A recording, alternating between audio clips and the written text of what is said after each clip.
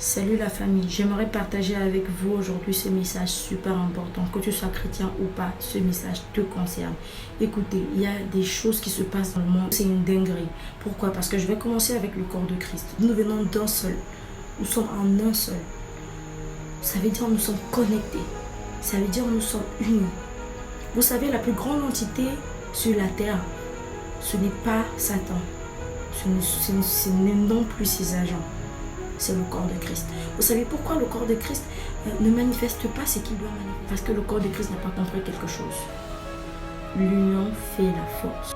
Quand il y a l'union, il y a l'amour. Ce n'est pas possible de voir qu'une dénomination et une autre ne s'entendent pas et ils disent « moi je fais partie du corps de Christ ».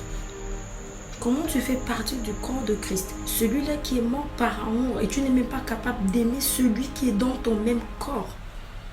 Celui qui est une partie intégrante de toi. Si on m'enlève mon bras, mon corps est incomplet.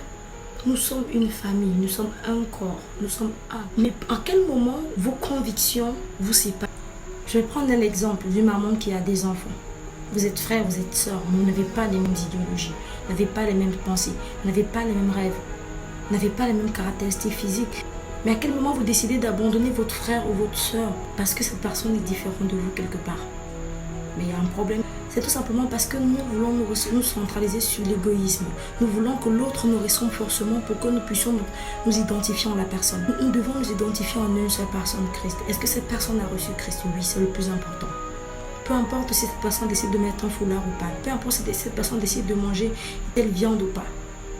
Si cette personne a la crainte de Dieu, si cette personne a été née de nouveau, elle a reçu le Christ, c'est plus que suffisant.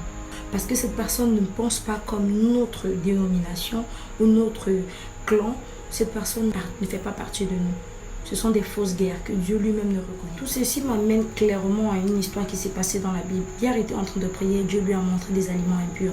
Il a dit, Seigneur, je ne peux pas toucher. J'ai jamais rien pris d'impur dans ma vie. Et Dieu lui a dit, non, vas-y, mange. C'était un symbole parce que Dieu devait l'envoyer vers Corneille et sa famille, afin qu'il prêche l'évangile et que ces personnes-là soient converties au Seigneur.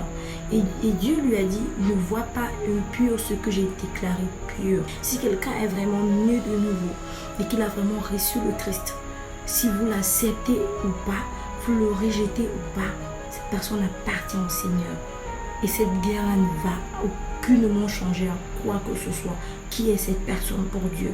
Qui une personne est pour Dieu ne dépend pas de comment vous voyez cette personne. Le corps de Christ a catalogué des personnes par rapport à un mouvement particulier, par rapport à une dénomination particulière. C'est très triste. C'est la raison pour laquelle nous ne sommes pas unis. C'est la raison pour laquelle la plus grande entité du monde, qui est le corps de Christ, ne se fait pas sentir comme il le faudrait en fait. Nous devons nous réveiller de ça. L'ennemi essaie d'utiliser ce genre de ruse pour nous éteindre, pour nous endormir dans des faux détails. Réveillons-nous. En ce qui concerne le reste du monde, moi j'aimerais dire 2 ou 3 choses. Premièrement, arrêtez de juger les chrétiens parce que vous ne connaissez pas pourquoi ils ont cru, vous ne connaissez pas sur quoi ils s'appuient pour croire au Dieu qu'ils croient. Et ça c'est d'un.